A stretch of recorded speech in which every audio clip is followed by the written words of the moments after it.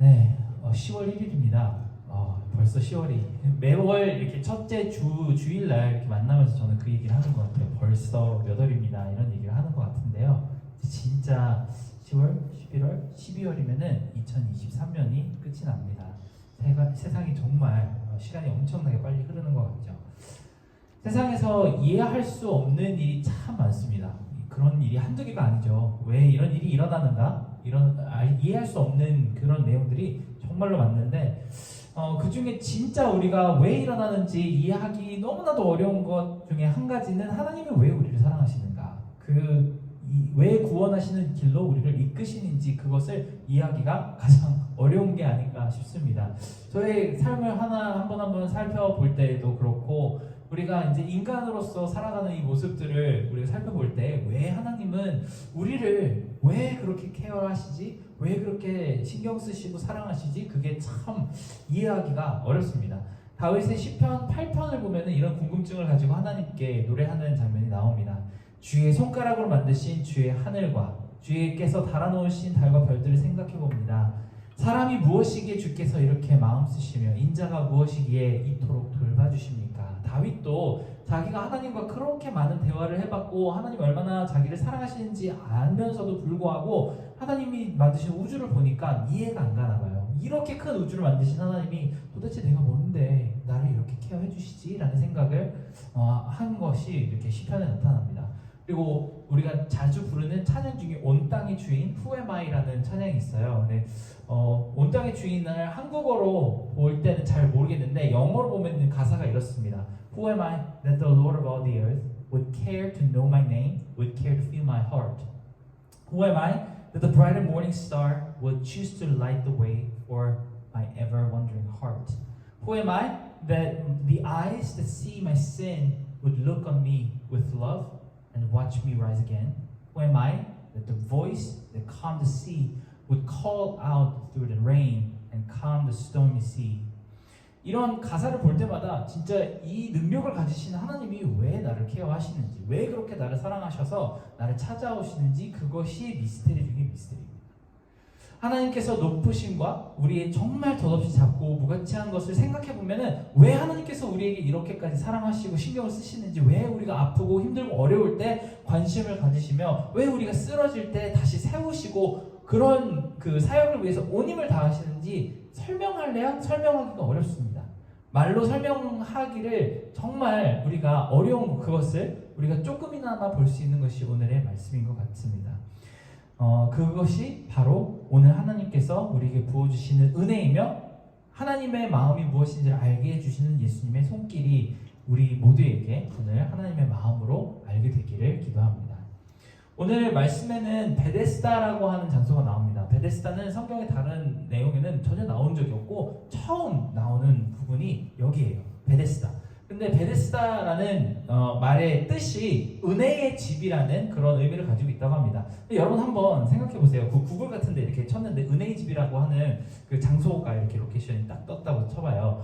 여러분은 그 이름을 들으면 은혜의 집이라고는 하는 거기가 어떤 장소일 것 같으세요?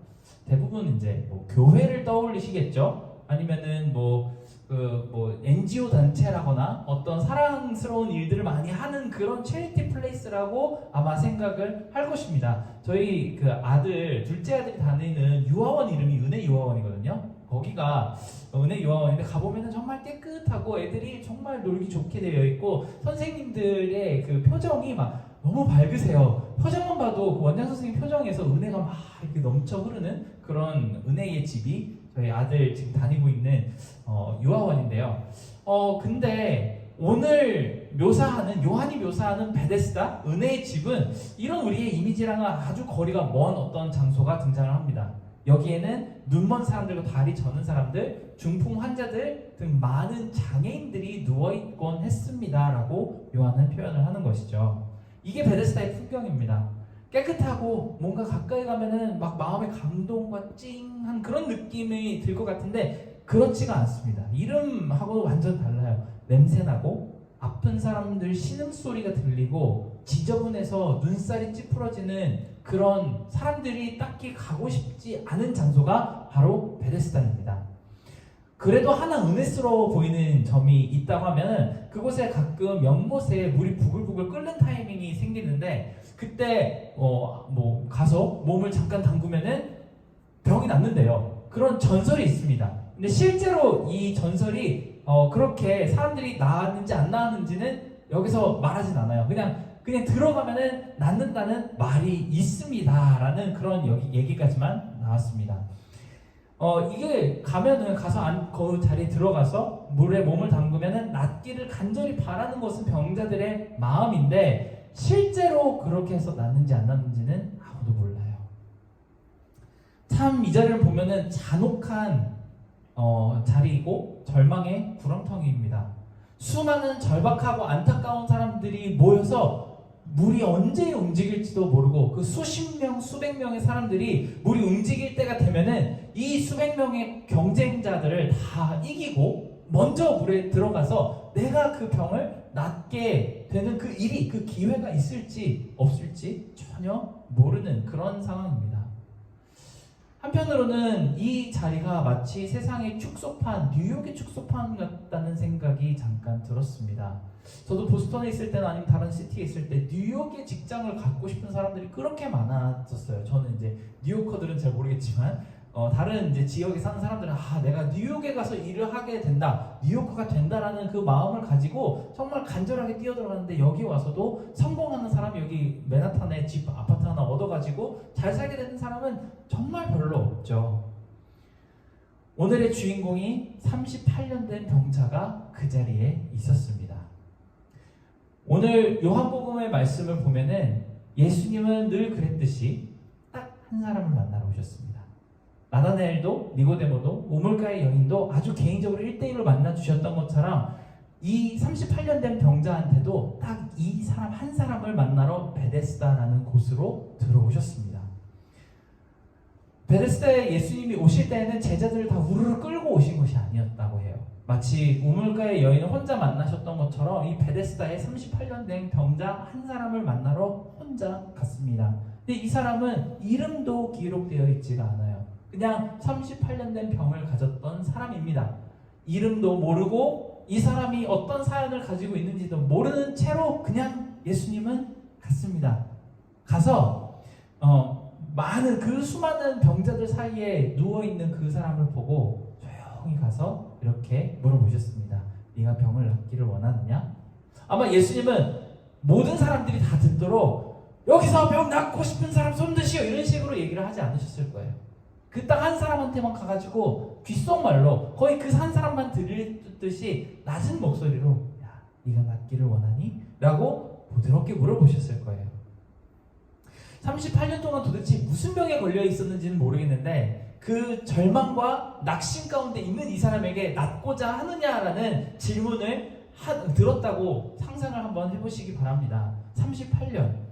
여러분 이 중에 38년을 사신 분도 별로 없죠. 몇 명이 안 될 겁니다. 저도 그 한 달 전에 38번째 생일을 지나봤기 때문에 제가 태어나서부터 지금까지 아팠다.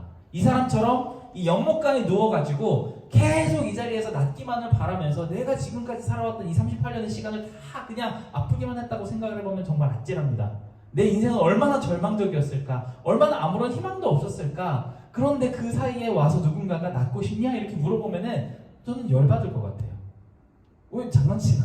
나 지금 나으려고 여기에 누워있지. 근데 그게 안 되니까 38년이나 여기 누워있었지 라는 생각이 들 것 같습니다.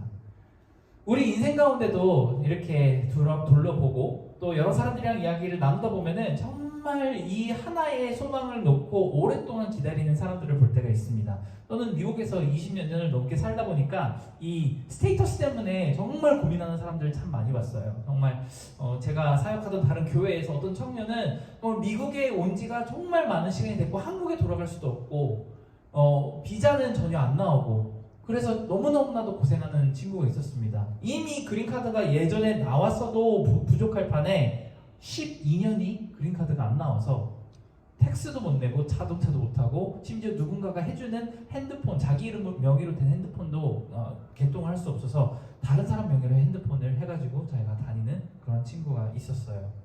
너무너무나도 힘들어 했습니다. 그리고 또 어떤 사람들을 보면은 막 암이 생겨가지고 몸이 너무너무나 아팠는데 키모테라피니 뭐니 다 끝내고 나서 다 나았습니다. 의사 선생님이 정말 축하드립니다. 앞으로 더 건강 관리 잘하면서 사세요 그랬는데 그 다음에 바로 또 다시 체크업을 갔더니 암이 예전보다 훨씬 더 커졌습니다라는 이야기를 들으신 분도 제 주변에 있었습니다. 너무나도 큰 마음 절망이 드는 것이죠. 그럴 때에 제가 목사이기 때문에 당신을 위해서 정말 하나님께서 일해 주시기를 간절히 기도하겠습니다. 무엇을 우리가 같이 기도하면 좋을까요? 라고 물어볼 때 종종 이런 이야기를 들을 때가 있습니다. 됐어요.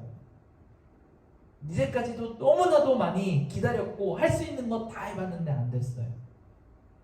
내가 이 병 낫게 하려고 이 그린카드 받게 되려고 너무나도 많은 시도를 해봤는데 안 돼요.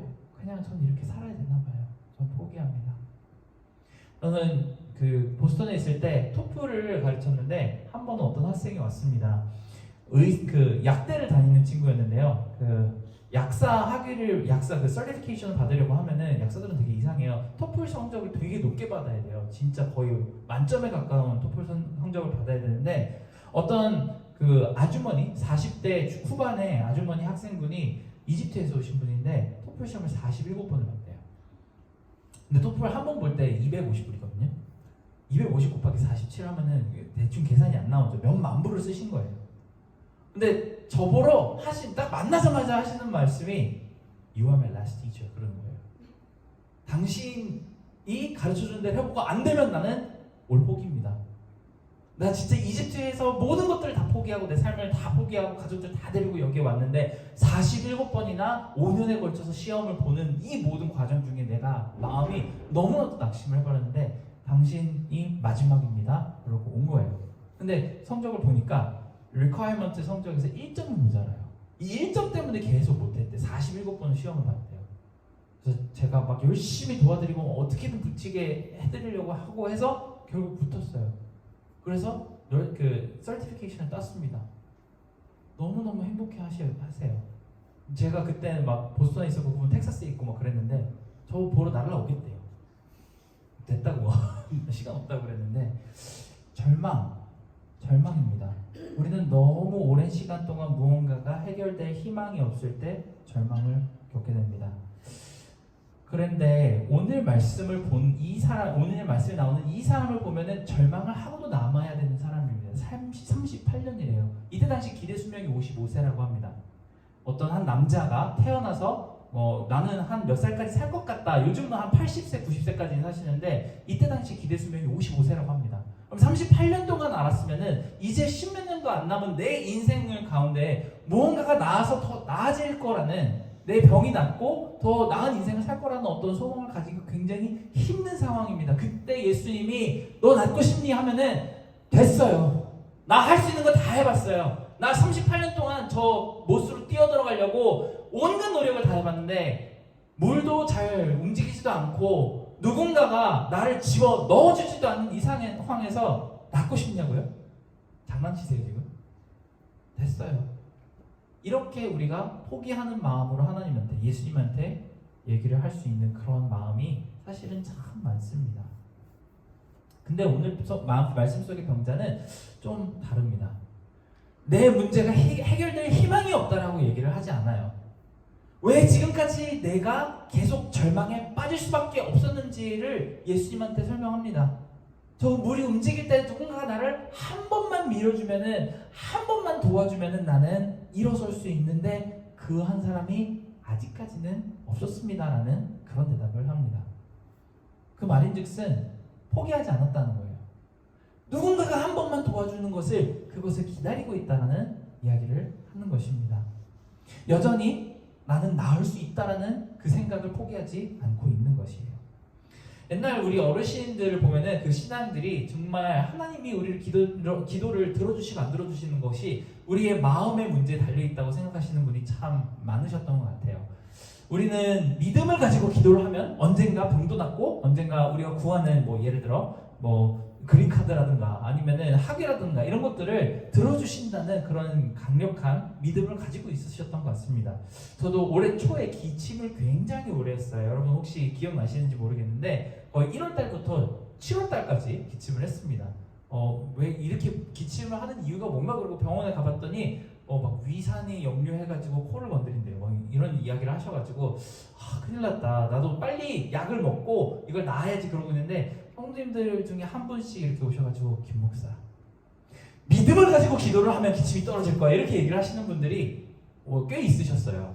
그래서 기도를 안 해가지고 내가 기침을 하는 건가 그런 생각이 들 때도 있었습니다만 우리 어르신들은 정말 순수한 믿음을 가지고 그 희망을 가지고 하나님께 기도를 드릴 때 우리는 나음을 얻을 수 있고 우리에게 정말 간구하는 그 소망을 들어주는 하나님의 능력이 임할 수 있다라고 믿으시는 분들이 꽤 많았습니다. 저는 처음에는 그런 이야기들을 들을 때마다 아니 내가 그쵸 기도하면 낫는다는 걸 알겠지만 제가 믿음이 없어서 기도를 안 해가지고 이렇게 계속 아프다는 사실은 받아들일 수 너무 어려운 것 같아요 라는 생각을 했습니다만 나중에 계속 삶을 살다가 보니까 우리가에게 그런 믿음이 진짜로 있나? 나는 그 믿음을 가지고 정말 하나님께 기도하고 하나님께서 조금만 도와주시면 나는 이겨낼 수 있다는 그런 마음을 가지고 살고 있는지 고민하게 되었습니다.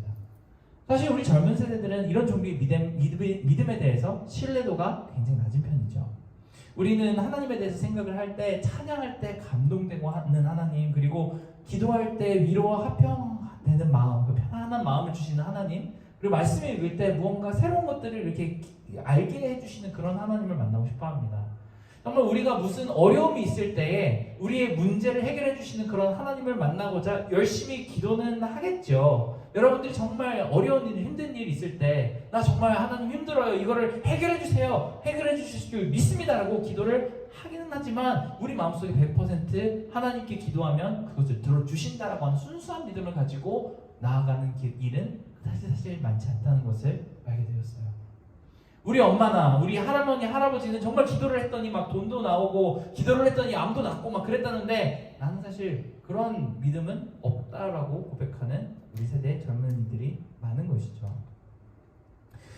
우리는 그렇지만 가장 깊은 절망 가운데 무려 38년이라는 시간 그 세기도 힘든 날들을 절망을 겪었어도 예수님이 나를 도와주신다면 내 절망은 기쁨이 될 수 있습니다라는 희망적인 어떤 고백을 가지는 그런 원론적인 믿음이 필요하다는 것을 오늘 이 38년 된 병자를 통해서 받으시기 바랍니다. 사실 인생을 살다 보니까 저도 이제 아이들이 둘이 있고 정말 힘들고 어려운 시간들이 많은 동안에 나는 정말 얼마나 큰 믿음을 가지고 하나님께 기도를 하고 있나. 하나님 다 안 돼요. 다 안 돼요. 제가 왜 이것들을 못하고 있는지에 대한 한 변명만 열심히 하나님한테 늘어놓고 있지 정작 하나님께서 이 상황 가운데 나에게 오셔서 내 문제를 해결해 주실 수 있다는 강한 확신을 가지고 기도하지 못하고 있는 제 모습을 사실 볼 때가 꽤 많았습니다. 여러분도 혹시 그렇지 않은지 한번 고민하며 내 기도가 어떤지 내가 하나님께 간구드리는 그 모습은 어떠한지 살펴보시기 바랍니다. 이런 대답을 예수님은 들으셨습니다. 그리고 아주 조용히 병자에게 이렇게 말씀하셨을 겁니다. 다리를 들고 걸어가라. 아마 큰 소리로 외치면서 일어나라! 다리를 들고 걸어가라! 이런 식으로 얘기 안 하셨을 거예요. 그 사람만 들리게 일어나 다리를 들고 걸어가 이렇게 고요히 딱 그 사람만 들리게 말씀하셨을 것입니다. 그리고 요한복음은 아주 당연한 일이 일어났던 것처럼 이 사람이 일어나서 자리를 들고 걸어갔다라고 아주 담백하게 이야기를 합니다만 여러분이 38년 된 병자 같았으면 어떠실 것 같으세요? 예수님 말씀하시자마자 갑자기 다리에 힘이 들어가는 것이 느껴졌을 것이에요. 그러니까 자기도 다리를 이렇게 땅에 딛고 확 일어섰을 텐데 일어났을 때 38년 동안이나 그 연못가에서 기다렸는데 그것이 연못이 아니고 예수님을 통해서 그렇게 소원이 들어졌을 때 여러분은 어떤 반응이실 것 같으세요? 제가 한 며칠 전에 유튜브에서 복권 당첨된 사람들 비디오 이렇게 본 적이 있거든요. 자기가 복권을 당첨 이렇게 스크래치 팍팍팍 했는데 막 몇억 원 당첨 이렇게 써 있는 사람들 있잖아요. 그 사람들이 막 갑자기 막 펄쩍 뛰어오르고 막 의자를 걷어 차는데도 막 날아갔는데도 모르고 너무 기뻐가지고 막 펄쩍펄쩍 뛰고 막 눈물 흘리고 막 사표 쓰고 막 그런 사람들 많이 봤거든요. 복권은 당첨된 사람도 그렇게 기뻐하는데 38년 동안 누워있다가 정말 아무런 소망이 없다가 예수님의 능력으로 일어난 사람이 조용히 이러고 가지는 않았을 거예요. 자기가 물로 뛰어들어가는지 불로 뛰어들어가는지 모르고 신이 나가지고 아마 뛰어갔을 것입니다. 어린이 찬양 중에서 이 장면을 노래하는 장면이 있어요. 그는 뛰었네 걸었네 찬양했네라고 표현을 합니다. 아마 너무나도 좋아서 뛰고 소리 지르며 이 성전 근처를 아마 계속 돌면서 내가 38년 만에 나왔다고, 내가 38년 만에 그 연못에 들어가지도 않았는데 어떤 사람으로 인해 낫게 되었다고 막 소리를 지르면서 돌아다녔을 거예요. 기쁨으로 인해. 근데 그날은 안식일이었습니다. 아마 유대인들이 그 사람이 조용히 이렇게 땡큐 그러고 그냥 갔으면은 몰랐을 텐데, 그 사람이 그렇게 큰 소리를 내고 뛰어서 기쁨으로 막 찬양하면서 돌아다니는 그 모습을 보고 안식일이기 때문에 그렇게 하시면 안 된다라는 이야기를 했을 것 같습니다. 근데 여기서 한번 좀 이상한 느낌이 이상한 점이 하나 있습니다. 한번 생각해 보셨으면 좋겠어요. 왜 예수님은 그 자리에 있는 수십 명, 수백 명의 그 병자들을 전부 다 한꺼번에 치유하지 않으셨을까요? 그런 능력이 있으셨을 텐데요. 왜 예수님은 그 사람한테만 조용히 다가가서 일어나 걸어라 이렇게 얘기를 하셨을까요? 그 자리에 앉아서 물이 움직이면 딱 첫 번째로 들어가서 낫고 싶어하는 그런 사람, 간절한 사람들이 모두가 다 그런 마음이었을 텐데, 예수님이 손으로 이렇게 딱 내밀면은 아멘 하고 받아들일 수 있는 사람들이 그 자리에는 굉장히 많았을 텐데 왜 그 사람들 전부 다 놔두고 38년 된 병자 딱 한 사람에게만 가서 일어나 걸어라 라고 이야기하셨을까요? 그 사람이 마음이 제일 마음밭이 제일 좋아서 그랬을까요? 아니면은 그 사람이 제일 오래 거기 누워 있었던 사람이었기 때문에 그랬을까요? 왜 만약에 누군가가 와가지고 38년 된 병자에게 인터뷰를 하면서 왜 하필 이 많은 사람들을 다 놔두고 왜 당신이 나음을 입었습니까? 라고 물어본다면은 그 사람은 뭐라고 대답을 할 수 있을까요? 몰라요. 모릅니다. 내가 왜 그 자리에 앉아있는 수많은 사람들 중에 딱 한 사람 나만 일어나게 되었는지 나는 몰라요. 그것이 바로 예수님의 은혜입니다. 하나님의 은혜예요. 집안에 한 10명, 20명의 식구가 있어도 딱 한 사람 예수님 믿고 구원받는 사람이 있는 것이 하나님의 은혜이고, 딱 봐도 이 도시 전체에, 이 공동체에, 이 사회 전체에 나보다도 훨씬 더 착한 마음 가진 사람들 더 많을 거예요. 나보다도 훨씬 더 자격이 있는 사람들이 많을 겁니다. 훨씬 더 다른 사람들 많이 돕고 다른 사람들에게 더 덕이 되는 일들을 많이 하는 사람들이 많을 텐데 왜 우리만 예수님을 만나게 됐을까요? 몰라요. 아무것도 대답할 수 있는 것이 없습니다. 우리에게는. 그런데 한번 생각해 보시기 바랍니다. 예수님이 그 사람에게 일어나 걸어라 라고 얘기를 하셨을 때 그 사람이 저기요 예수님, 이 사람은요? 예수님 근데 여기 앉아있는 수많은 사람 안 보이세요? 수십 명, 수백 명의 정말 어렵고 힘든 사람 다 안 보이세요? 왜 불공평하게 나만 일어나라 그러세요? 저는 그거 너무 불공평한 것 같아서 안 받을래요. 저 사람들 다 일으켜주시면 저도 일어나고 저 사람들 안 일으켜주시면 저도 안 일어날래요. 제 치유 도로 가져가세요. 이렇게 얘기한다면 그건 얼마나 바보 같은, 얼마나 미련한 일일까요? 하나님의 은혜에 대해서 생각하는 사람들이 하나님은 마치 모든 사람들을 다 구원하실 의무가 있는 것처럼, 만약에 그렇게 구원하지 않으시면은 도덕적이지 못한 하나님이라고, 공평하지 못한 하나님이라고 생각하시는 분들이 정말 많습니다. 그러면은 우리는 이 한 가지 굉장히 중요한 질문을 대답해야 됩니다. 38년 누워 있었던 그 병자는 그 병을 나을, 치유를 받을 어떤 자격을 가지고 있었나요? 아무것도 없습니다. 예수님이 직접 찾아오신 거예요. 그 사람이 찾아간 게 아닙니다. 아무 자격이 없어요. 예수님한테 금이라도 하나 한 입 드렸나요? 없습니다.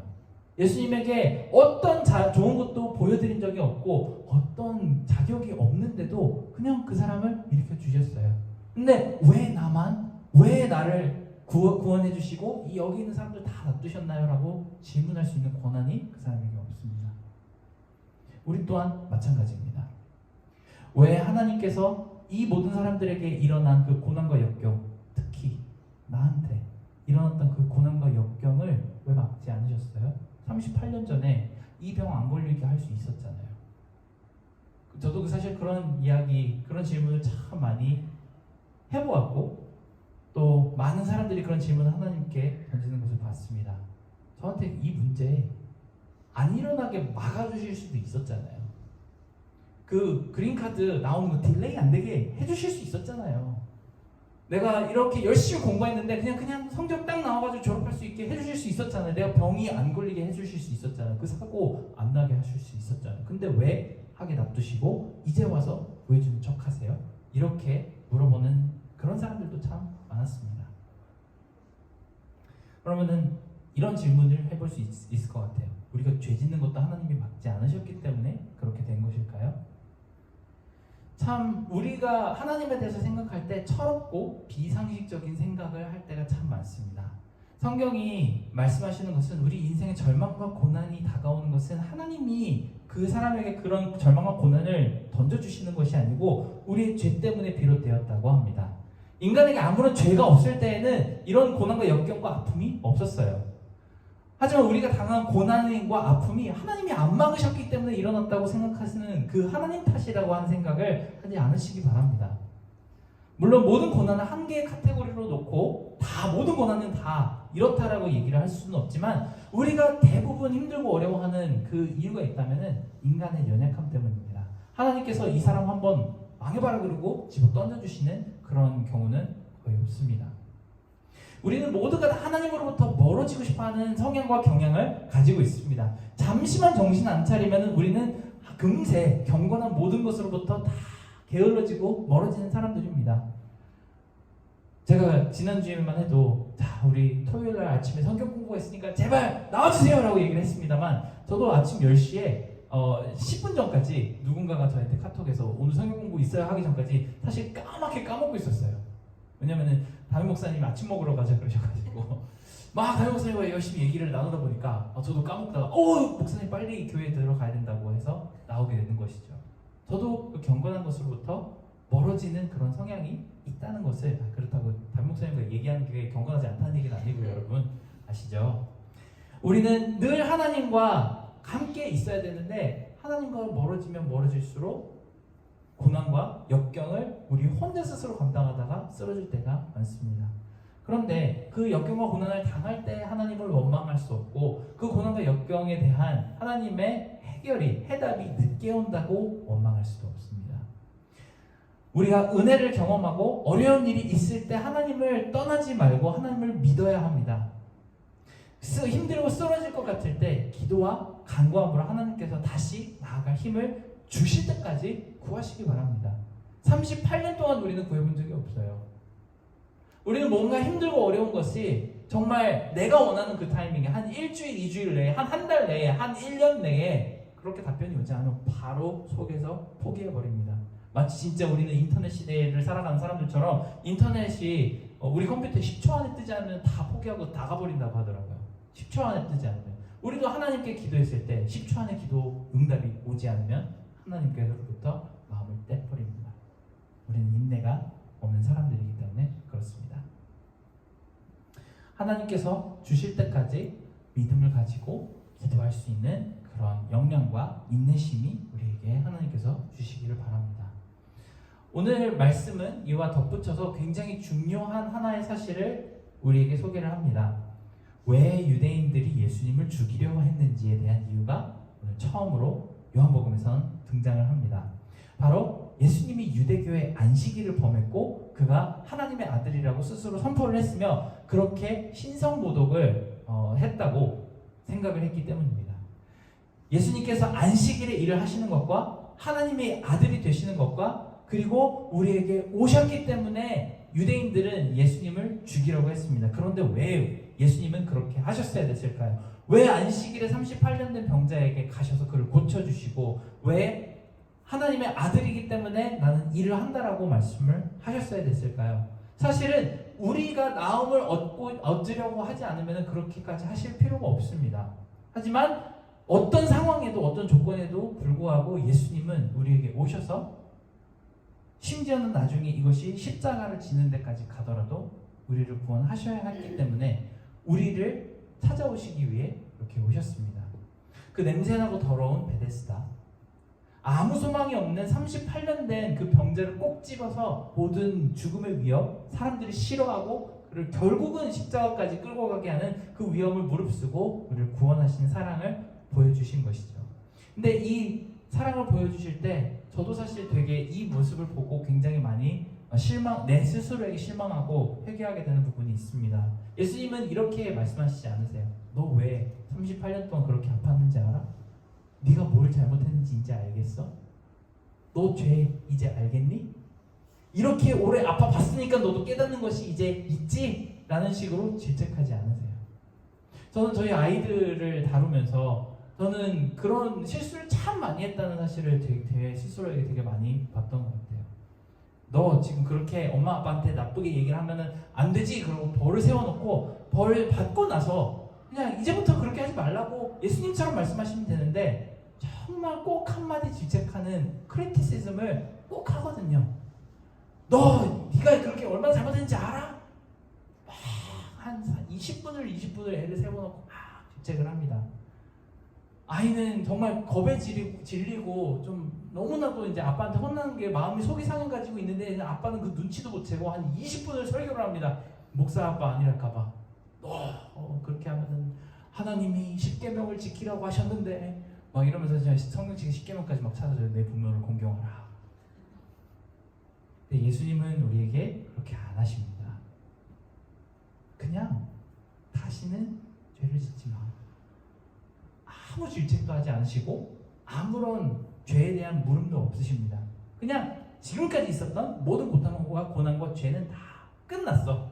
이제부터 경건하게, 이제부터 하나님의 자녀처럼 다시 살면 돼 라고 이야기하시는 것이죠. 그런 질책하지 않으시는, 그저 병에서 나아서 우리가 기뻐하는 모습을 보기만을 기대하시는 하나님, 그리고 예수님의 마음이 우리 가운데 좀 이해되고 전달되는 그 사랑이 보였으면 좋겠습니다. 우리는 가끔 가다가 안식일을 가지죠. 오늘도 쉬는 날이고, 또 우리는 가끔 가다가 이제 휴가도 가시고 그렇게 쉬는 날이 있지만 하나님께서는 한 번도 지금까지 쉬어본 적이 없다고 하십니다. 아담에서부터 지금 2023년 10월 1일을 살아가는 우리에게까지 단 한 번도 하나님은 쉬어보신 적이 없다고 합니다. 우리는 가끔 가다가 기도할 때 우리에게 정말 38년 동안이나 뭔가를 기다리게 하시고 그 고난 속에 남겨놓으실 때 하나님 지금 뭐 하세요? 왜 지금 내 고통을 빨리 덜어주지 않으세요? 라고 기도를 하지만 He's working. 하나님은 이미 일을 하고 계시다고 합니다. 그저 때가 아니기 때문에 더 기다리게 하실 뿐, 때가 되면은 그 해결점을 우리에게 전부 던져주시려고 지금도 쉬지 않고 한 번도 쉬지 않고 일하셨다고 하십니다. 그렇기 때문에 유대인들이 안식일을 범하는 예수님에게 뭐라고 하셨을 때 하나님은들 한 번이라도 쉬어보신 것 같으냐고 이야기할 수 있는 것이죠. 우리를 위해서 단 한 번도 쉬지 않으시고 우리를 위해서 그 해결점을 주시되 우리가 잘못한 것에 대해서 100마디, 1000마디, 10,000마디도 하실 수 있는 그 하나님이 우리를 질책하지 않으시고 우리에게 해결점을 조용히 제시해 주십니다. 들고 일어나 걸어가. 하나님은 우리를 빛 앞으로 소망을 가지고 다가가게 하십니다. 성경에서 바울은 이것을 후회할 것이 없는 구원을 이루는 길이라고 합니다. 하나님께서 은혜를 퍼부어 주셔서 이렇게 우리가 나음을 입고 고침을 받고 해결을 얻을 때에 오늘 38년 된 병자가 아무런 책망도 하나님께 받지 않고 그저 따뜻하고 부드럽게 기쁘게 나음을 얻었다는 사실을 여러분이 주목하시기 바랍니다. 네가 그러니까 그렇게 오래 아팠지. 네가 그러니까 그게 실패했지. 네가 그러니까 그렇게 고통받았지라고 아무런 판단도 하지 않으십니다. 그저 우리에게 낫고 싶니? 일어나 걸어라 라는 사랑의 음성만을 말씀하시기 때문입니다. 우리가 이 2023년을 살면서도 참 여러 가지 어렵고 힘든 일이 많으셨을 거라고 생각합니다. 많은 기도 제목도 있었고 또 이제 개인적으로 한 분 한 분 이렇게 저도 이야기를 나누면서 정말 직장 때문에 구하고 있는데 좀 기도해 주세요. 저 너무 힘든 스케줄 때문에 기도해 주세요. 그리고 제 스테이터스가 어떻게 좀 해결되도록 좀 기도해 주세요. 여러 가지로 함께 기도한 기도 제목들이 있습니다. 그리고 그 기도 제목들이 이루어진 기도 제목도 있을 것이고 아직은 이루어지지 않았기 때문에 기다리고 있는 그런 기도 제목이 있을 거라고 생각합니다. 하지만 오늘 38년 된 병자처럼 우리가 하나님께 기도를 할 때 됐어요. 나 이제 포기해요. 나 이제 그만 기도할래요. 이런 식으로 마음을 가지고 가지 말고 그래도 조금 더 기다리는 이 마음을 하나님에 대한 믿음으로 올려드릴 수 있는 그런 귀한 은혜가 여러분들 가운데 있으시기 바랍니다. 그럴 때 예수님이 낫고 싶니? 일어나 걸어라 하는 사랑의 음성을 여러분들에게 분명히 들어주실 거예요. 저도 정말 제가 나누고 싶은 정말 많은 제 인생의 어려운 일들 가운데 하나님께서 기다리게 하시고 그 음성을 들려주셨던 그런 순간들이 있는데 여러분의 인생 한순간 한순간이 그런 사랑으로 가득 차시고 하나님의 빛을 무한하게 누리시는 그런 축복의 시간을 가지시기 바랍니다. 우리가 함께 찬양 한 곡을 했으면 좋겠는데요. 제가 너무나도 좋아하는 찬양이고 제가 이거 대학교 때 나온 찬양인데 이 찬양을 진짜 그때는 mp3로 거의 한 50번 60번 하루에 들으면서 너무나도 많은 마음의 치유를 받았던 찬양이에요. 하나님의 빛이라고 하는 찬양인데 우리가 함께 이 찬양을 부르면서 얼마나 따뜻한 빛 가운데로 하나님께서 우리를 인도해 주시는지 그것을 고백하며 찬양했으면 좋겠습니다. 함께 찬양하겠습니다.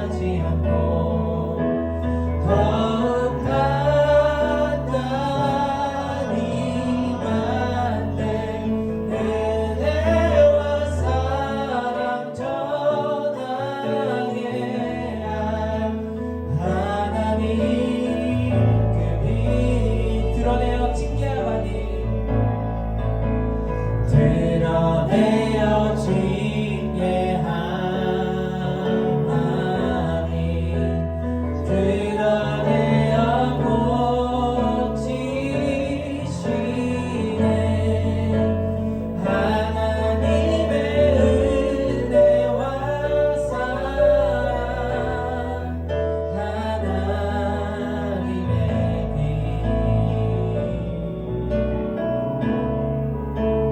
드러내어 부끄럽게 하지 않고 더욱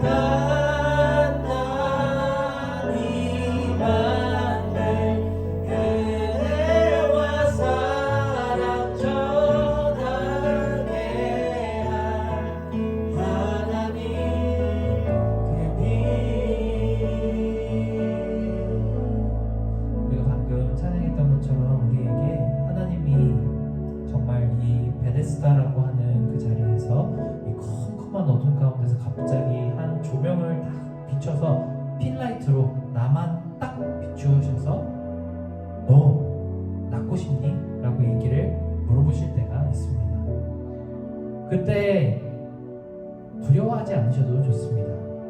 방금 우리가 고백했던 것처럼 우리를 드러내어서 징계하거나 너 왜 그랬니? 너 지금까지 네가 잘못한 게 뭔지 아니? 라고 질책하시는 게 아니고 따뜻하게 우리의 문제를 해결해 주시고 우리가 무엇인데 우리를 그렇게까지 사랑하시며 모든 위협을 무릅쓰고 사랑해 주신 하나님의 그 사랑을 경험하게 해주실 것이기 때문입니다. 우리에게 정말 이 빛이 필요합니다. 우리는 그 빛이 우리를 비출 때 내가 정말 더럽고 누추하고 그런 것들이 드러나게 될까봐 너무나도 힘들어하는데 그렇게 무서워할 필요가 없습니다. 그죠? 나를 조금만 도와주시면 하나님 나는 다시 일어날 수 있어요 라는 작은 희망만 믿음으로 가지고 보여드리면 하나님께서 분명히 우리를 다시 이렇게 세울 것입니다. 우리가 그런 믿음이 부족하기 때문에 우리에게 정말 하나님께서 조금만이라도 우리를 도와주시면은 나는 다시 일어날 수 있습니다라는 믿음이 부족하기 때문에 하나님께서 그 믿음을 우리에게 달라고 주시기를 간구하며 잠시 동안 같이 기도하겠습니다. 하나님 아버지, 우리 정말 우리 모든 어려움과 우리가 지금 당면한 정말 그 고통스러운 시간들을 우리 하나님 아버지 우리가 그것을 이겨낼 수 있는 희망을 가지고 있지 않게 하나님 아버지께서 정말 우리에게 그 병이 낫고자 하는지를 질문하실 때 하나님 난 됐어요. 나는 더 이상 그것에 대한 희망을 가지지 않는다고 그렇게 잠시 포기하며 이야기하지 않을 수 있도록 하나님 아버지 우리가 믿음을 가지고 하나님 아버지께 정말 하나님께서 조금만 도와주신다면 하나님께서 나에게 은혜를 주신다면 하나님께서 내 위에 손을 얹으신다면 그 사랑을 조금만이라도 보여주신다면 나는 다시 일어날 수 있다고 고백할 수 있는 믿는 마음을 그 희망을 그 소망을 우리 가운데 다시 한번 가지고 나아가게 도와주시기 원합니다.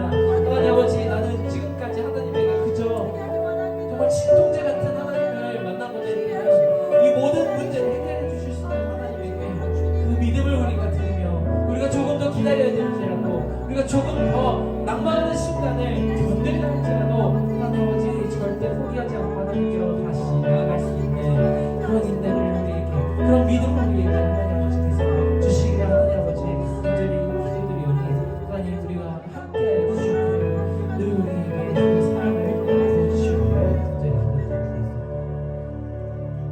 우리가 또다시 기도하기를 원하는 것은 정말 우리가 절망 가운데 있을 때 하나님으로부터 멀어지는 것이 아니고 하나님께로 더 가까이 와서 우리가 정말 힘들 때 우리가 몸이 육신이 고단하고 또 우리가 너무나도 바빠서 지칠 때에 우리가 번아웃을 느낄 때에 더 하나님께로 다가갈 수 있는 그런 귀한 은혜를 그런 귀한 마음을 달라고 함께 기도했으면 좋겠습니다.